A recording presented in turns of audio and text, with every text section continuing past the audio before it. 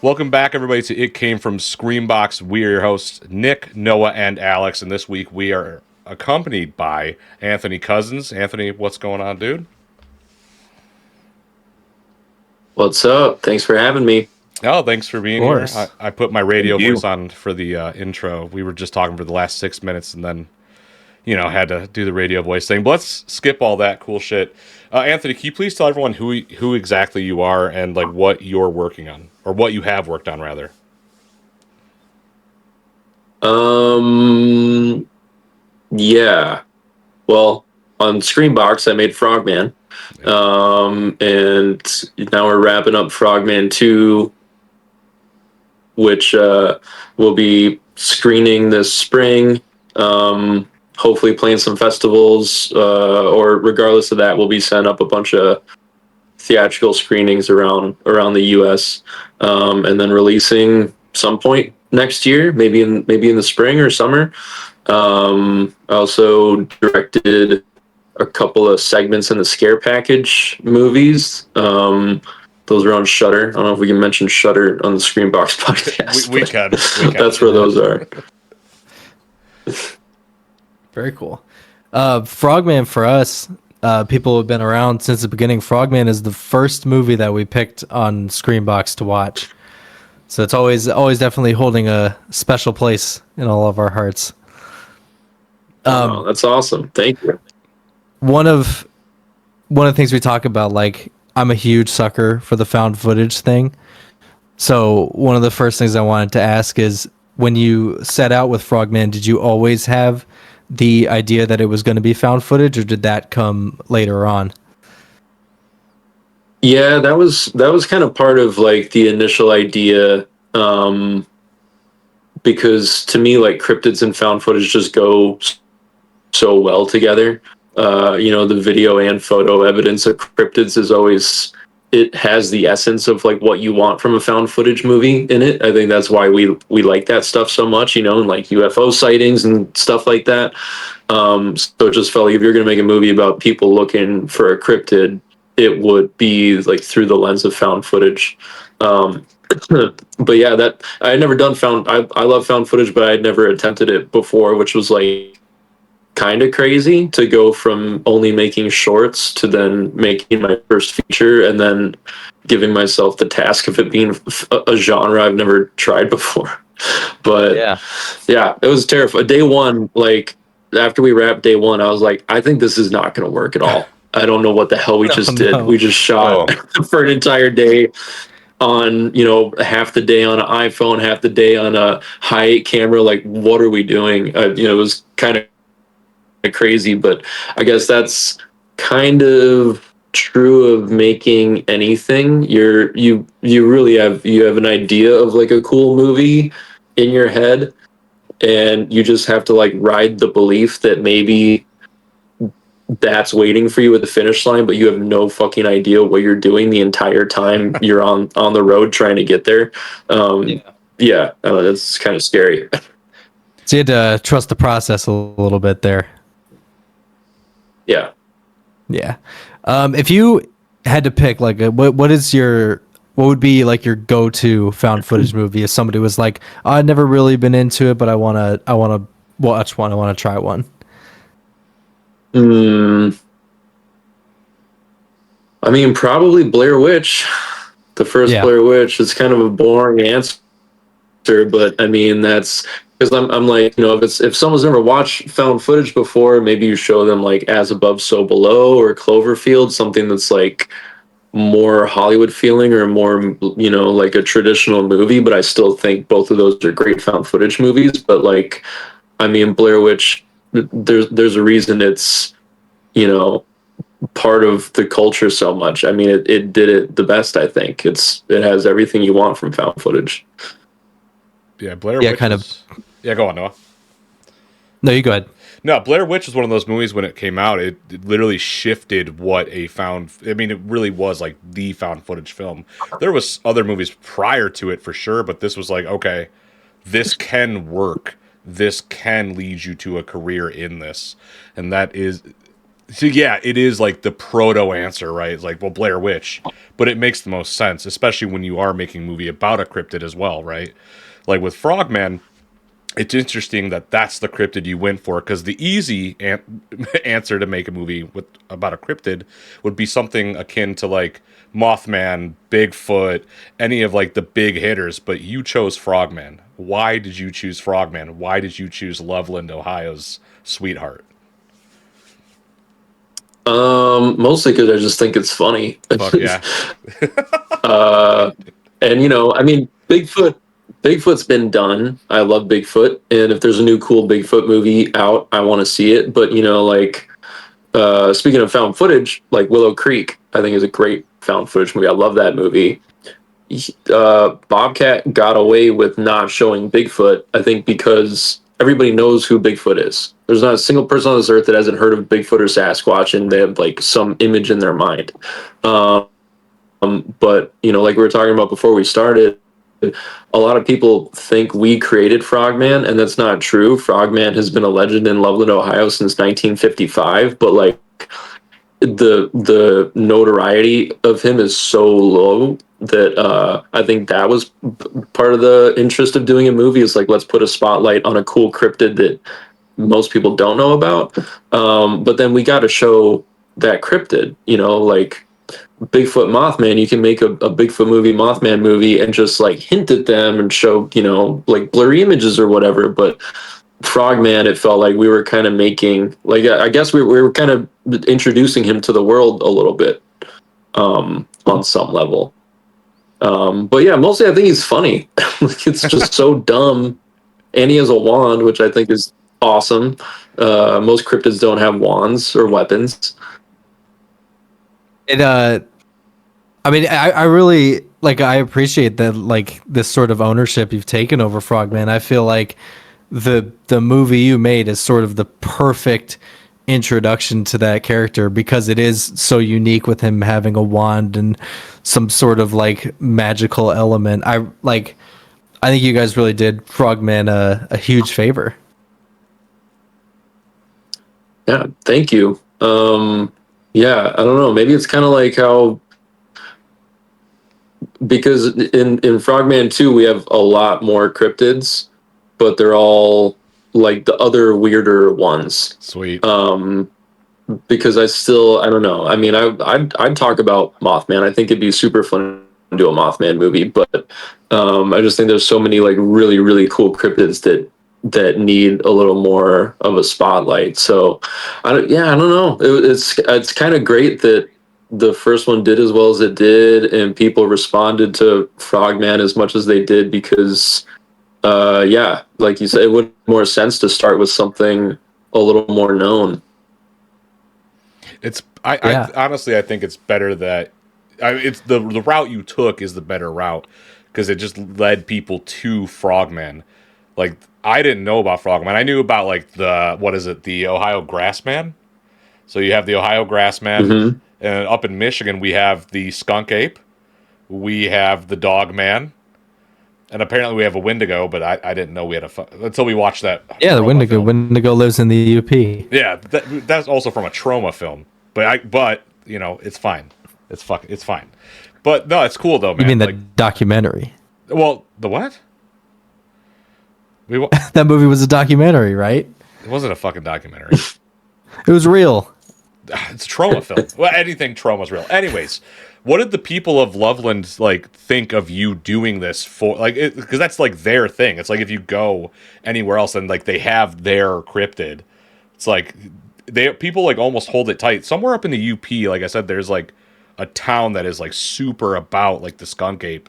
I got to figure out what it is, but like that is like they hold that near and dear to them. So like, how did the people of Loveland, Ohio, like feel about you doing that? Oh, when you figure out what that skunk ape town is, let me know. I will. I want to visit there. That was the funny thing about it, was before we started we did a little bit of research on Loveland before we started writing the first one, but not a whole lot. But before we started shooting, I really wanted to visit Loveland. I couldn't do that, but I looked up a lot of photos. I did research into like does this town embrace Frogman? Is there any, is there a statue? Is there a store? Anything? And there wasn't at the time. There was like nothing. And even my sound guy on the first Frogman was dating a woman at the time from Loveland, Ohio, who had never heard of Frogman. So like that's telling of like how much this town doesn't embrace him. And so it felt like, well, okay, I guess we're good to just do whatever we want. Apparently there's not going to be anyone that's like holding us to a high standard to, do the town justice or anything. So we shot it in Stillwater, Minnesota, because that's where I'm from and that's where we all were. And it just would have been way too much money to go to Ohio. And Ohio and Minnesota, they don't look that different. No, they don't. Nope. And then a few months after we'd wrapped production, the first official Frogman Festival is held in Loveland, Ohio, and like thousands of people come out for it. It was like a massive like surprise hit in the Cryptid community. And we're like, oh shit, okay, there are people that are going to care. Like there's actually a lot of people that are going to care. And so it was like a little, I wouldn't say I was worried, but I was like nervous to see what the reception would be. But then the Frogman Festival invited us to Loveland the next year to screen the movie, and we screened it. And I mean, like it was so insane because it was like getting to go to a horror convention where you've already made a horror icon, if that makes sense. Yeah. But like nobody had seen the movie yet. It's like getting to go to like a horror convention and you're the guy that made Terrifier. Yeah. And there's already Terrifier 1 and 2 and everyone loves your character. But we were getting that before our movie was even out because we got to go to a festival about the creature that we made a movie about. It was like really, really bizarre and crazy. And I wonder if anyone's ever had an experience like that before. But yeah, it was a huge relief that the town embraced it, and a lot of locals said that even though we shot in Minnesota, we did a good job finding a replacement Loveland. Did it feel a little bit like you showed up to screen your movie at a festival they were having for you? Kind of, honestly. Like, I mean, it was, I didn't know what to expect. I didn't know if people were going to be excited about it or not, or like what other kind of vendors were going to be at this thing. And I mean, people were just like, I brought a bunch of DVDs and shirts and posters to sell, and we were like cleaned out in like the first couple hours. And I was like, fuck, I should have brought like triple what I brought, which is amazing. We went back last year for the second time, and we'll be back there in March, screening the new movie. So yeah, I just wanted to make a movie. That's all I wanted to do. And now, like, I think going to, something like Frogman Festival is probably going to be a part of my life for a long time, like an annual trek I have to make, which is amazing. That's so cool. It's fucking awesome when you get to do something this creative and just like you did it because you wanted to do it. And that's what, like, when we're watching like movies, especially like indie, we're really watching to see, like, is this something this person wanted to do? You can feel it in the movie being made. You can see it from the cast. Like, are they having a good time? Like, are people enjoying their time on set? And you can see it in this movie. Like, there's certain scenes where I'm like, if he told me to go do that, I'd say, fucking no, I'm not dipping myself in that shit. But you can see it, though. And that's super important. With that being said, what were the challenges, though, of making this film? Because you guys, did we ever learn the budget, or did we not find the budget? I thought I don't think it was public. Okay. I don't know what the budget is, but I can't imagine that this was probably like what, like a micro budget then, or was it lesser than that? Yeah.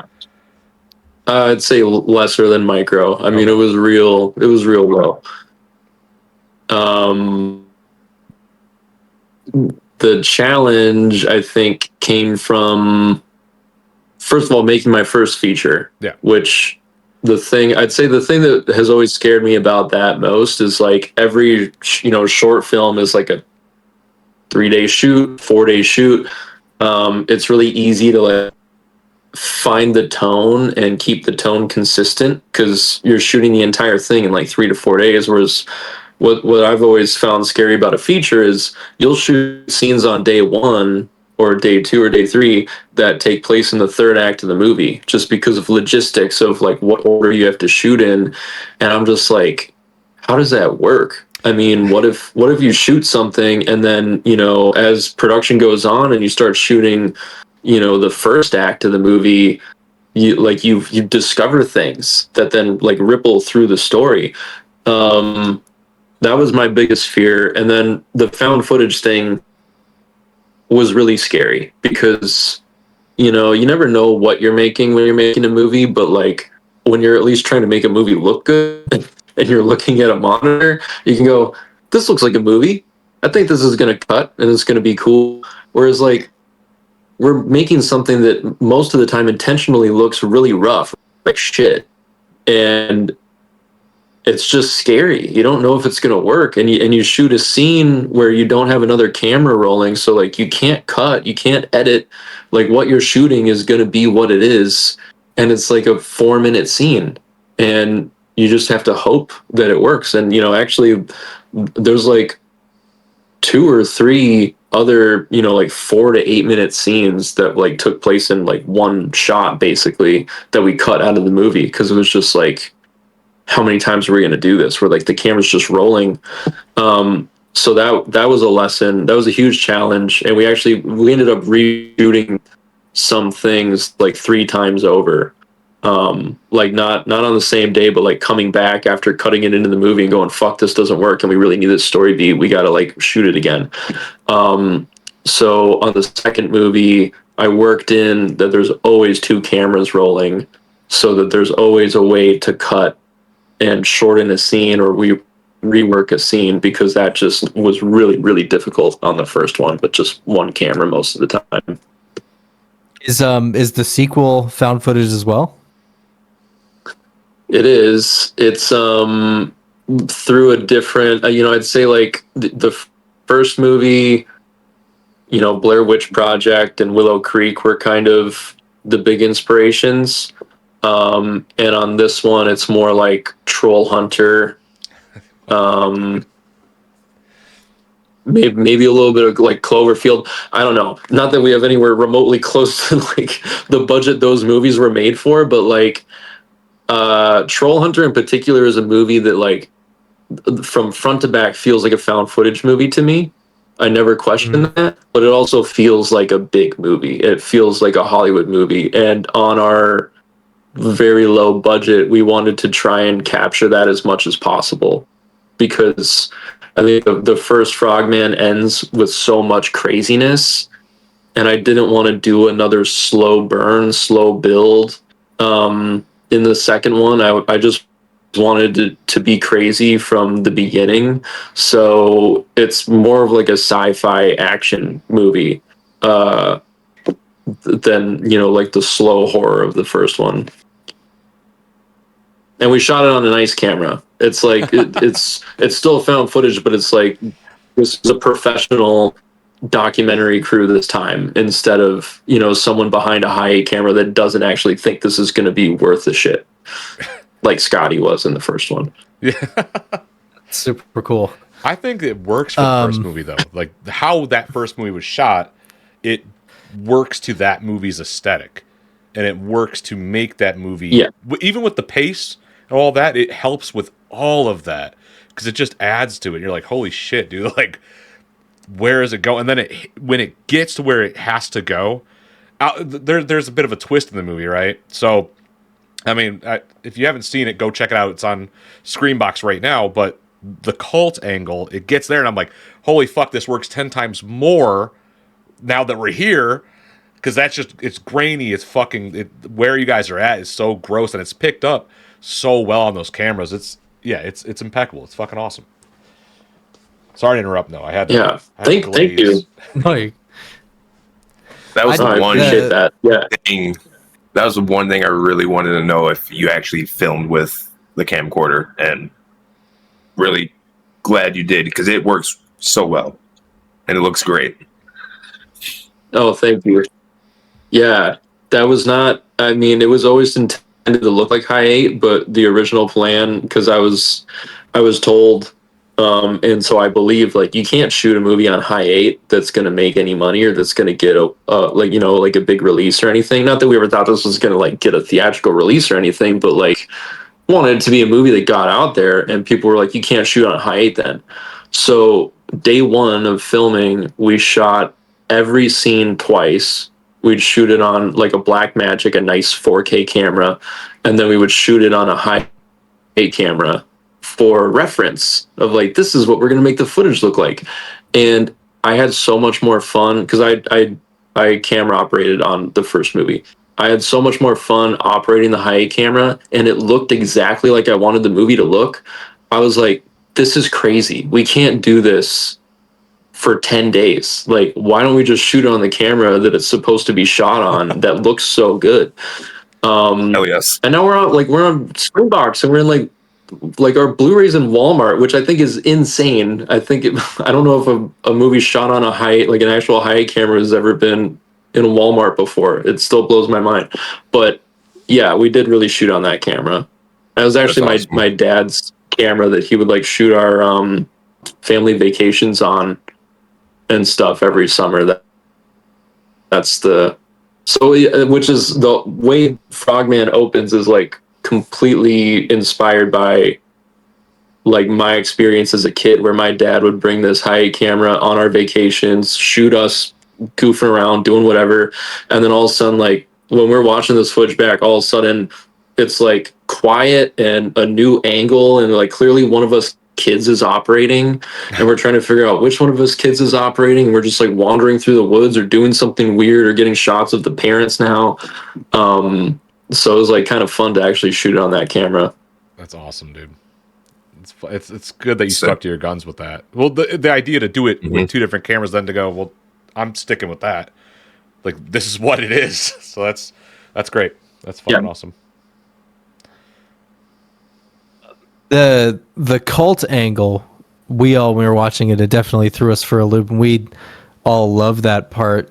That part of it is all you guys. Like, that's all your writing. Was there anything specific? Were you trying to like set up some other plot line with that, or did that sort of just come up at the end? It's mostly from my obsession with the Shadow over Innsmouth. It's just like one of my favorite stories of all time, and I kind of like I've worked it into a lot of scripts that I want to make, and Frogman's one of them.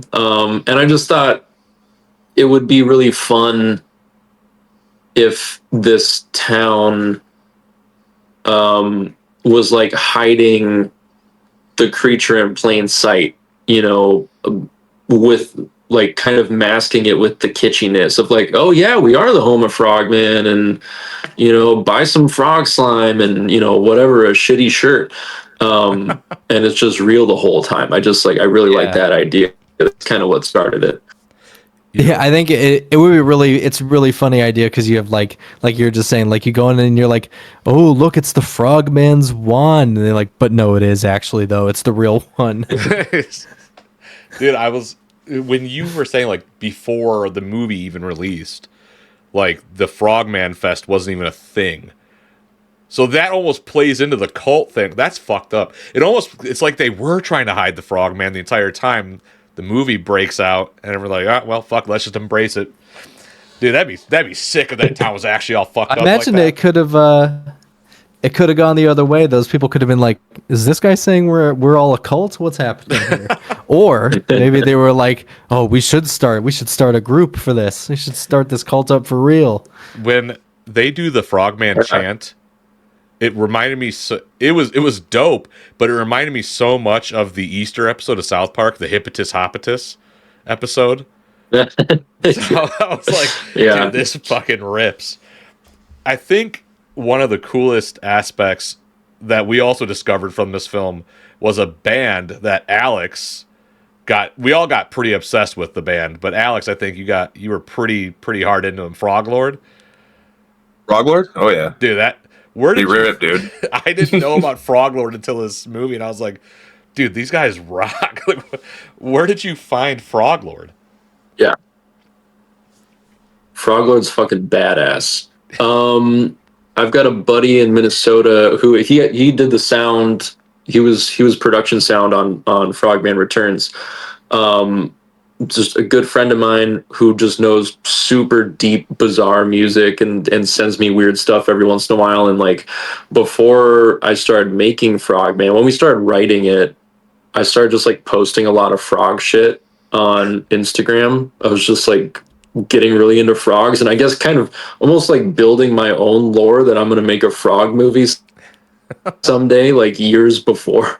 Because I don't know, I was just doing it because I was like thinking about frogs a lot, and then I thought it'd be super funny if like I don't even talk about the fact that we're working on this Frogman movie, and they're like, oh my god, Anthony, that guy that posts frog memes all the time made a movie called Frogman.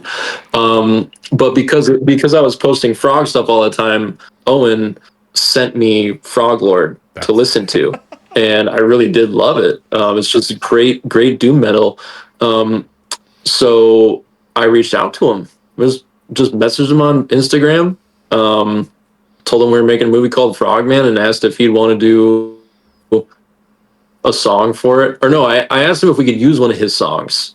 And he was like, yeah, of course. And also, if you like need an original, I'd be so happy to do it for you. And I was like, oh my God, what? Are you serious? Yeah, do our credit song then. Do you think and yeah, and so now he's just kind of become a buddy. He did a song for the new one. Fuck yeah, dude. I feel like we need Froglord to to headline the festival one of these years. God, I wish. Yeah, they're based in Bristol, UK, and they've never done any US shows yet. That would be the one to do, dude. But they've got a new album coming out. Yeah, they do. I know. You know what's crazy is like he liked the movie so much he set up a screening of Frogman again, shot on a high-8 camera, 480p.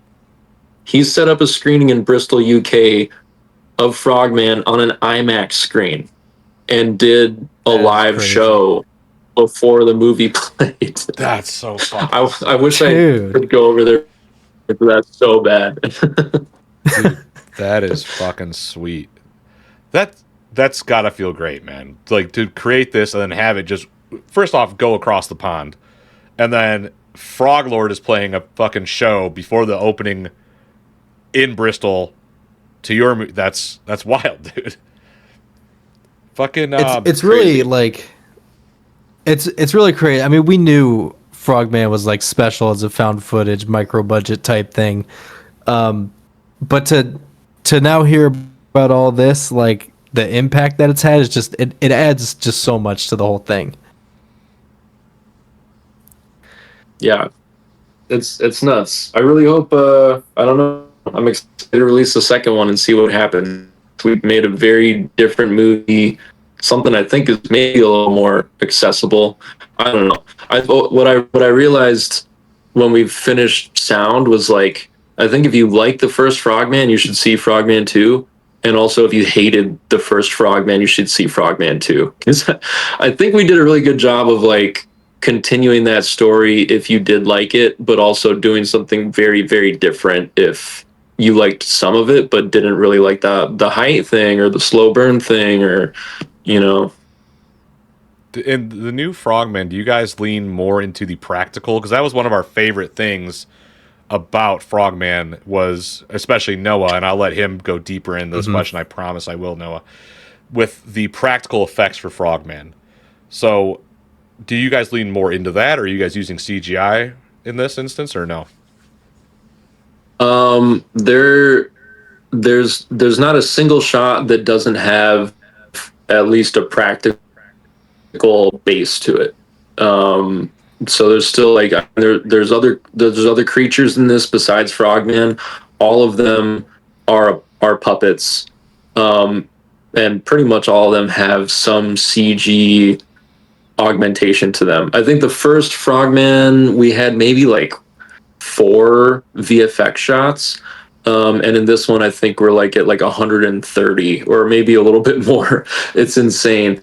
But the thing is like we made the whole first movie without having the wand in it.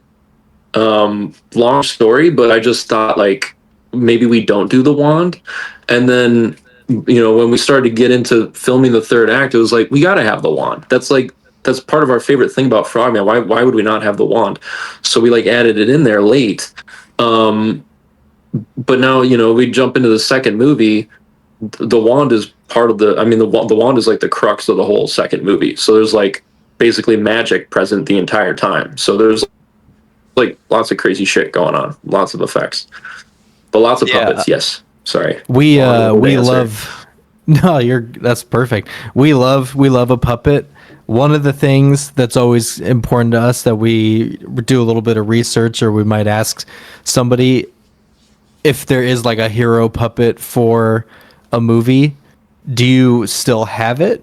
Is it still around, or was it destroyed in the filmmaking process, or what the whereabouts of the original Frogman? Yeah, it's from the first movie. That suit is in rough shape. I think the head's still mostly okay. But we made a whole, because they made that suit. I told my SFX team we're shooting on a high 8 camera. Every time Frogman shows up, there's going to be like, glitching and whatever. Don't break the bank making this suit. Make something serviceable, basically. And then when we made the second movie, I was like, look, now we're going to shoot on these nice cameras. Frogman is going to be more of a character, not just popping in and out. We're going to get a really good look at him. So this suit has to like deliver. We got to be able to like look at this suit. There's also like way less glitching in this one. So they made a brand new suit that I can't wait for everyone to see. I think it's so cool. But yeah, all those puppets, all those suits are still at the SFX shop, waiting for another Frogman movie. Dude, Waiting for his return. yeah, we love getting like the history of like all the special effects, physical, practical effects.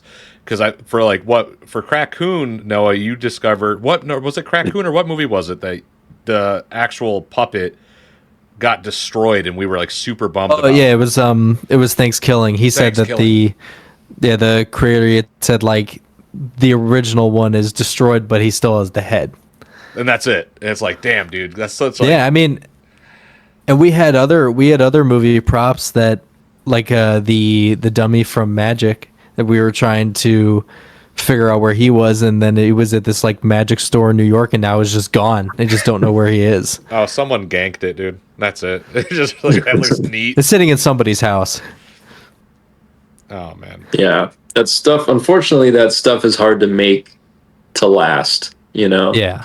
And it gets put through the ringer on set, so it doesn't hold up. I'm surprised there's not a way I to can always preserve it. Or like keep it as like a trophy almost, like Frogman head on your wall with the wand next to it. You know what I'm saying? That'd be sweet. It'd be some cool decor, man. It'd be a good conversation piece, at least for people walking in. What Cool. the fuck is that? Yeah. Ryan, that was one of the FX people on Frogman 1 and 2. He started making, I think he did. No, yeah, he did. He made one frog wall mounted head that he brought to Frogman Festival last year and sold. That was made from the mold of the head from the suit. That's so sick. That's so fucking sweet. God, what I wouldn't give to have a Frogman head next to my cowboy Kermit. That's 3 more sales right there. Like, yeah, dude. Yeah. There's more Frogman heads. They're all gonna end up in our houses for absolute sure. What do you want people to know? Because we're kind of hitting that mark where we are gonna set you free, so you don't have to be bothered by us anymore. But what do you want people to know about the next Frogman movie? Like, just to, like, really get them thinking about it. I'd say my favorite sequels are the ones that like go balls to the wall crazy and try to do something really different. And that's what we did. Like, to me, this is this is Evil Dead 2 to Frogman's Evil Dead. It is a continuation. It's in the spirit of the first one, but it's like absolutely bonkers and just like a very, very different tone, a way more playful tone. Yeah, like I said, kind of more sci-fi action comedy, bigger for sure. And I just saw Army of Darkness last night here in LA. The American Cinematheque screened it, and that's what I'd want Frogman 3 to be if we get to make a third one. So for me, it definitely goes Evil Dead 2, Army of Darkness, Evil Dead. I love the first Evil Dead, but I loved when Raimi really was like, all right, we're going for that slapstick, Three Stooges, just good time horror, especially with Bruce Campbell at the helm of that, man. I got Bruce right there. Proud Michigander. I love Evil Dead. Fucking love, and the Kandarian Dagger. But I wanted to ask you a not Frogman question, and I wanted to ask you about fat, fleshy fingers. Oh, man. I just learned about this, and I was reading the synopsis. What? Okay, it's inspired by Neutral Milk. What is this? It's his movie, but it was inspired by Neutral Milk Hotel. Yeah, a little bit. I guess the titles, at least for the because it's an anthology, and each segment is like a song title or at least a lyric from that album. Okay. This was somebody else. So there's a festival in Florida, in Orlando, called Bizarro Land. It used to be called Sick and Wrong Film Fest, and I had some shorts play there. And there were some of my racier shorts, like ones where like egg sacs are getting birthed out of people's dicks and super gross stuff is going on. And so this guy hit me up and he's like, I'm assembling a team of Sick and Wrong veterans to make like a Sick and Wrong movie. And he's like, I'll send you like $1,000 or something like that, and this like little worm dildo character, and just make a segment. And I was like, okay. And I really took the liberty of like making something way grosser than I usually would because of those parameters. So it's like the most disgusting thing I've ever made. It's fucking rank. And I don't know where you can see it.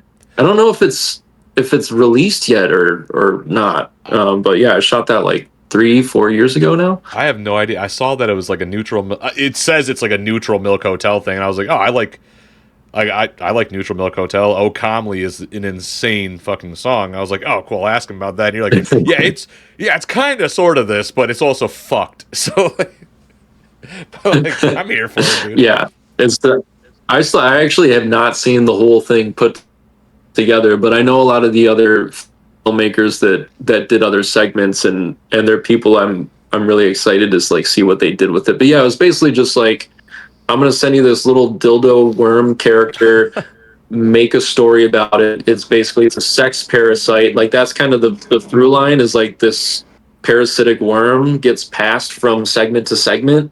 So it's like, do whatever you want with it. Yeah, I don't know. I hope you get to see it at some point.